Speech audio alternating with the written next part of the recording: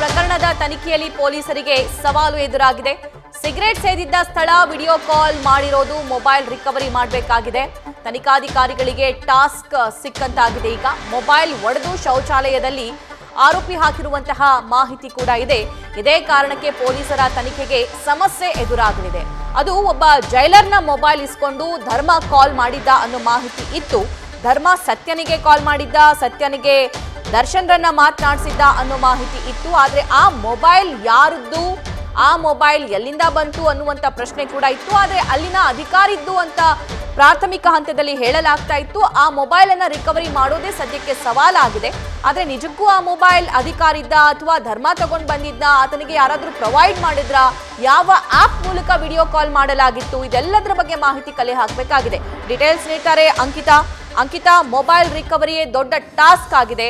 So mobile ಅನ್ನ ಒಡೆದು toilet ಅಲ್ಲಿ ಹಾಕಿರುವಂತ ಶಂಕೆ ವ್ಯಕ್ತವಾಗ್ತಿದೆ. ಇದನ್ನ ರಿಕವರಿ ಮಾಡೋದು ಕಷ್ಟ ಸಾಧ್ಯ. ಇದಕ್ಕೆ ಏನೆಲ್ಲ ರೆಡಿ ಮಾಡ್ಕೊಂಡಿದ್ದಾರೆ ಅಧಿಕಾರಿಗಳು ಅಂತ? ಸಭಾ ಕಾರಾಗೃಹದ ನಿಯಮ ಉಲ್ಲಂಘನೆ ಆರೋಪದಡಿ ಈಗಾಗಲೇ 3 ಎಫ್ಐಆರ್ಗಳು ದಾಖಲಾಗಿದೆ. ಆ 3 ಎಫ್ಐಆರ್ ಸಂಬಂಧ ತನಿಖಾಧಿಕಾರಿಗಳನ್ನ ಕೂಡ ನೇಮಕ ಮಾಡಲಾಗಿತ್ತು. 3 ಪ್ರಕರಣಕ್ಕೆ ಸಂಬಂಧಪಟ್ಟಂತೆ ಸಪರೇಟ್ ಆಗಿ ತನಿಖೆ ಮಾಡೋದಕ್ಕೆ ಅಧಿಕಾರಿಗಳನ್ನ ಕೂಡ ನೇಮಕ ಮಾಡಲಾಗಿತ್ತು. ಆದರೆ ಜೈಲಿನಲ್ಲಿ ತನಿಖೆ ಮಾಡೋದಕ್ಕೆ ಕೋರ್ಟ್ನ ಅನುಮತಿ ಬೇಕು. ಹಾಗಾಗಿ ನಿನ್ನೆ ಅಧಿಕಾರಿಗಳು ಕೋರ್ಟ್ನ ಪರ್ಮಿಷನ್ ಕೊಟ್ಟು ತೆಗೆದುಕೊಂಡು ಸಂಜೆ ವೇಳೆಗೆ ಪರಪ್ಪನ ಅಗ್ರಹಾರಕ್ಕೆ ಎಂಟ್ರಿ ಆಗ್ತಾರೆ. ಎಂಟ್ರಿ ಆದಂತಹ ಸಂದರ್ಭದಲ್ಲಿ ಪ್ರಮುಖವಾಗಿ ಸ್ಥಳ ಮಹಜರು ಕೂಡ ಇಂಪಾರ್ಟೆಂಟ್ ಆಗುತ್ತೆ.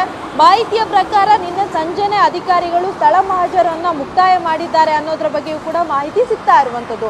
ಅಂದ್ರೆ ಅಧಿಕಾರಿಗಳಿಗೆ ಇದೊಂದು ದೊಡ್ಡ ಸವಾಲು ಅಂತಾನೆ ಹೇಳ್ಬೋದು. ಯಾಕೆಂತಂದ್ರೆ ಈಗಾಗಲೇ ಆರೋಪಿಗಳ ಏನ್ ಫೋಟೋ ವೈರಲ್ ಆಗಿತ್ತು, ಆ ಫೋಟೋ ವೈರಲ್ ಸಂಬಂಧ ಒಂದಷ್ಟು ಸ್ಥಳ ಮಹಜರು ಜೊತೆಗೆ ಒಂದಷ್ಟು ಮಾಹಿತಿಯನ್ನ ಪಡ್ಕೊಳ್ಳುವಂತಹ ಕೆಲಸವನ್ನ ಈಗಾಗಲೇ ತನಿಖಾಧಿಕಾರಿಗಳು ಕೂಡ ಮಾಡಿದ್ದಾರೆ. ಅಂದ್ರೆ ಆ ಒಂದು ಸಿಗರೇಟ್ ಆಗಿರ್ಬೋದು ಅಥವಾ ಆ ಒಂದು ಟೇಬಲ್ ಟಿಪಾಯಿ ವ್ಯವಸ್ಥೆಯನ್ನ ಯಾರು ಮಾಡಿದ್ರು, ಜೊತೆಗೆ ಕಾಫಿ ಮಗ್ ಕೈಯಲ್ಲಿದ್ದಂತಹ ಸಿಗರೇಟ್ ವ್ಯವಸ್ಥೆಯನ್ನ ಯಾರು ಮಾಡಿದ್ರು ಅನ್ನೋದ್ರ ಬಗ್ಗೆಯೂ ಕೂಡ ಅಧಿಕಾರಿಗಳು ಮಾಹಿತಿಯನ್ನು ಪಡ್ಕೊಳ್ತಾ ಹೋಗ್ತಾರೆ. ಅದನ್ನ ಹೊರತುಪಡಿಸಿ ಆ ಫೋಟೋವನ್ನ ಯಾರು ಕ್ಲಿಕ್ ಮಾಡಿದ್ದು, ಜೊತೆಗೆ ಹೇಗೆ ವೈರಲ್ ಆಯಿತು ಅನ್ನೋದ್ರ ಬಗ್ಗೆಯೂ ಕೂಡ ಮಾಹಿತಿಯನ್ನು ಪಡ್ಕೊಳ್ಳುವಂತಹ ಕೆಲಸವನ್ನ ಮಾಡ್ತಾರೆ. ಆದರೆ ಇಲ್ಲಿ ಪ್ರಮುಖವಾಗಿ ಏನು ಅಂತಂದ್ರೆ ಆ ಫೋಟೋ ಕ್ಲಿಕ್ ಮಾಡಿರುವಂತಹ ಮೊಬೈಲ್ ಏನಿದೆ, ಆ ಮೊಬೈಲ್ ಅನ್ನ ರಿಕವರಿ ಮಾಡೋದೇ ಪೊಲೀಸರಿಗೆ ಒಂದು ದೊಡ್ಡ ಸವಾಲು ಅಂತಾನೆ ಹೇಳ್ಬೋದು. ಯಾಕೆಂತಂದ್ರೆ ಈಗಾಗಲೇ ಮೊಬೈಲ್ ಅನ್ನ ಒಡೆದು ಹಾಕಿ ವಾಶ್ರೂಮ್ ಅಲ್ಲಿ ಅಂದ್ರೆ ಶೌಚಾಲಯದಲ್ಲಿ ಹಾಕಿದ್ದಾರೆ ಅನ್ನೋ ಒಂದಷ್ಟು ಮಾಹಿತಿ ಕೂಡ ಸಿಗ್ತಾ ಇರುವಂಥದ್ದು. ಆ ರೀತಿಯಾಗಿ ಏನಾದರೂ ಮಾಡಿದ್ರೆ ಅಧಿಕಾರಿಗಳಿಗೆ ಅದನ್ನ ರಿಕವರಿ ಮಾಡೋದಕ್ಕೆ ಕಷ್ಟ ಸಾಧ್ಯ ಆಗುತ್ತೆ. ಆ ನಿಟ್ಟಿನಲ್ಲಿ ಅಧಿಕಾರಿಗಳು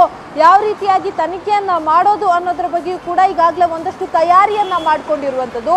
ಅದನ್ನ ಹೊರತುಪಡಿಸಿ ಪರಪ್ಪನ ಅಗ್ರಹಾರ ಪೊಲೀಸ್ ಠಾಣೆಯಲ್ಲಿ ದಾಖಲಾದಂತಹ 2 ಪ್ರಕರಣ ಏನಿದೆ, ಅದರಲ್ಲಿ A1 ಆರೋಪಿ ದರ್ಶನ್. ಹಾಗಾಗಿ ಈ ಒಂದು ಕೇಸ್ಗೆ ಸಂಬಂಧಪಟ್ಟಂತೆ ಅವರನ್ನ ಕೂಡ ವಿಚಾರಣೆ ಮಾಡುವಂತಹ ಅಗತ್ಯತೆ ಇದೆ. ಆದರೆ ಇವತ್ತು ಬಹುತೇಕ ಅವರು ಬಳ್ಳಾರಿ ಜೈಲಿಗೆ ಶಿಫ್ಟ್ ಆಗುವಂತಹ ಸಾಧ್ಯತೆ ಇರುತ್ತೆ. ಹಾಗಾಗಿ ಅಧಿಕಾರಿಗಳಿಗೆ ದರ್ಶನ್ರನ್ನ ವಿಚಾರಣೆ ಮಾಡೋದಕ್ಕೆ ಕಷ್ಟ ಸಾಧ್ಯ ಆಗತ್ತೆ.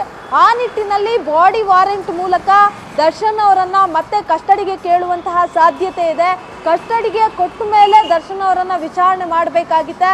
ಇಲ್ಲ ಅಂತಂದ್ರೆ ಅಧಿಕಾರಿಗಳಿಗೂ ಕೂಡ ತೊಂದರೆ ಆಗುತ್ತೆ. ಈಗಾಗಲೇ ಆಗ್ನೇಯ ವಿಭಾಗದ DCP ಸಾರಾ ಫಾತಿಮಾ ಅವರ ನೇತೃತ್ವದಲ್ಲಿ ವಿಶೇಷ ತನಿಖಾ ತಂಡವನ್ನ ಕೂಡ ಈ ಒಂದು ಪ್ರಕರಣಕ್ಕೆ ಸಂಬಂಧಪಟ್ಟಂತೆ ರಚನೆ ಮಾಡಲಾಗಿದೆ. ಆ ತನಿಖಾ ತಂಡಕ್ಕೆ ಪ್ರಕರಣದ ಸಂಪೂರ್ಣ ತನಿಖೆ ಮಾಡಿ ವರದಿ ಕೊಡುವಂತೆ ಕೂಡ ಈಗಾಗಲೇ ಸೂಚನೆಯನ್ನ ಕೊಡಲಾಗಿದೆ. ಹಾಗಾಗಿ ವರದಿ ಕೊಡಬೇಕು ಅಂತಂದ್ರೆ ಸ್ಥಳ ಮಹಜರು ಮಾಡೋದು ಎಷ್ಟು ಮುಖ್ಯನೋ, ಜೊತೆಗೆ ಆರೋಪಿಗಳ ವಿಚಾರಣೆ ಮಾಡೋದು ಕೂಡ ಅಷ್ಟೇ ಮುಖ್ಯ ಆಗುತ್ತೆ. ಯಾಕೆಂತಂದ್ರೆ ಅವರಿಗೆ ಅಲ್ಲಿ ಬೇಕಾದಂತಹ ವ್ಯವಸ್ಥೆಯನ್ನ ಸವಲತ್ತನ್ನ ಕೊಟ್ಟವರು ಯಾರು ಅನ್ನೋದು ಕೂಡ ಪ್ರಮುಖವಾಗಿರುತ್ತೆ.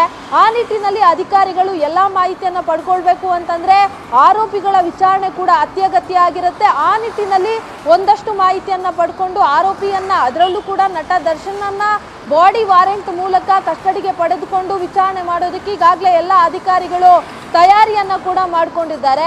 ಅದನ್ನ ಹೊರತುಪಡಿಸಿ ಮತ್ತೆ ಕೋರ್ಟ್ಗೆ ಮನವಿಯನ್ನ ಮಾಡಬೇಕಾಗುತ್ತೆ. ಅಂದ್ರೆ ಈ ಒಂದು ಪ್ರಕರಣಕ್ಕೆ ಸಂಬಂಧಪಟ್ಟಂತೆ ದರ್ಶನ್ರ ವಿಚಾರಣೆ ಎಷ್ಟು ಅತ್ಯಗತ್ಯ ಅನ್ನೋದ್ರ ಬಗ್ಗೆ ಕೋರ್ಟ್ಗೆ ಮನವರಿಕೆ ಮಾಡಿ ಕೋರ್ಟ್ನಿಂದ ಅನುಮತಿ ಪಡೆದು ಮತ್ತೆ ಬಾಡಿ ವಾರೆಂಟ್ ಮೂಲಕ ಕಸ್ಟಡಿಗೆ ಪಡ್ಕೊಂಡು ವಿಚಾರಣೆಯನ್ನ ಮಾಡ್ತಾರೆ. ಸಭಾ. Thank you Ankita.